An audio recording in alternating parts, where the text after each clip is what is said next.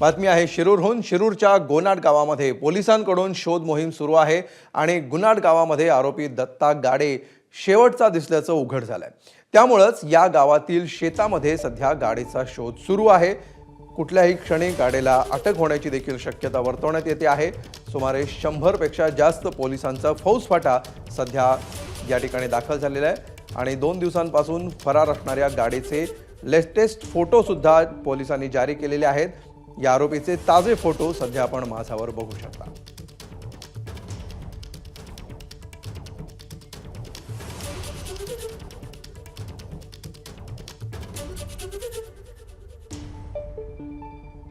आणि अधिक माहिती घेऊया, आमचे प्रतिनिधी मिकी घाई सध्या आपल्या सोबत आहेत। मिकी, काही वेळापासूनच कशा प्रकारे हे शोधकार्य सुरू आहे याचा फॉलोअप तुम्ही घेत आहात। दिवस मावळत आलेला आहे, अंधार पडत आलेला आहे, या क्षणी काय नेमकी तपासात प्रगती आहे, या क्षणी काय घडतंय? अगदी शिरूर तालुक्यातील गुनाड गावामध्ये मी सध्या आहे। पोलिसांचं शोध मोहीम याच गावामध्ये सुरू आहे आणि समोर जे आपण घर पाहतोय याच घरामध्ये काल तो आरोपी दत्ता या ठिकाणी पाणी पिण्यासाठी आलेला होता। रात्री 8च्या सुमारास याच घरातल्या महिलांनी त्यांना पाणी देखील दिलेलं होतं। आपण त्यांच्याशी बोलण्याचा प्रयत्न केलाय, मात्र ते बोलत नाहीयेत। याच घरामध्ये ते सध्या आहेत।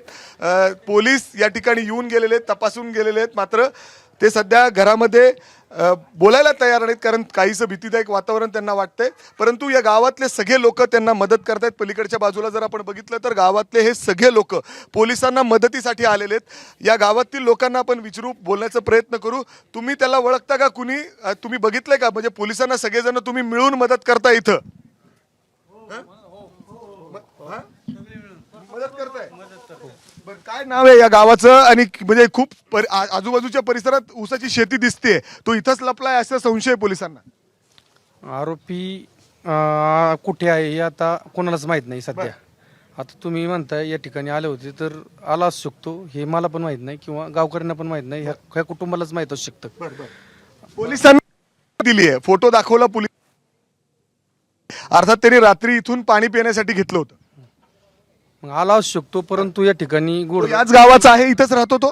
हो याच गावचा तुम्ही आहे। ओळखता सगळेजण? हो याच गावचा सगळे ओळखता? म्हणजे ह्याच्या अगोदर देखील तुम्हाला माहिती का तो अशा पद्धतीने क्राईम करतो, गुन्हा करतो? नाही, जास्त माहित नव्हती काही। आता ही उघड ह्याच्या घटना, अगोदर त्यांनी गुन्हे केलेले आहेत, तुम्हाला माहित नाही? नाही कधी माहित? उघड घटना आता झाली जास्त, त्याच्यामुळे माहित झालं बरं, सर्वांना। मी पलीकडच्या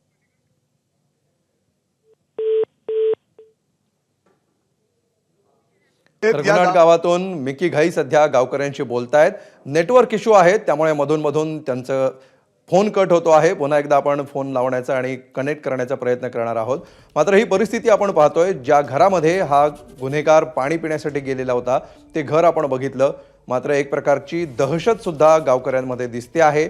जाहीरपणे उघडपणे लोक बोलायला तयार नाहीयेत। सध्या त्यांचं पूर्ण या ठिकाणी सेटअप त्यांनी तयार केलेला आहे। ड्रोन सेटअप असेल, त्याचबरोबर डॉग स्क्वॉड असतील, सगळं काही या ठिकाणी आहे आणि अशा पद्धतीने इथं शोध मोहीम त्यांच्याकडून या ठिकाणी राबवली जाते। स्वतः पुण्याचे जे क्राईम DCP साहेब आहेत ते देखील या ठिकाणी आहेत। सर, साधारण किती टीम्स इथं आलेत सर? आपण बोलू नंतर, सर साधं बरे तिकडून येईल बाईट। सर, अगदी जर आपण बघितलं तर मुख्यमंत्री स्वतः लक्ष देऊन आहेत या सगळ्या गोष्टीवर, कंटिन्यू तुमच्या टचमध्ये आहे तिकडून बाईट निघेल ना सर। पण आता सध्या किती टीम आहेत, किती लोक या ठिकाणी आहेत?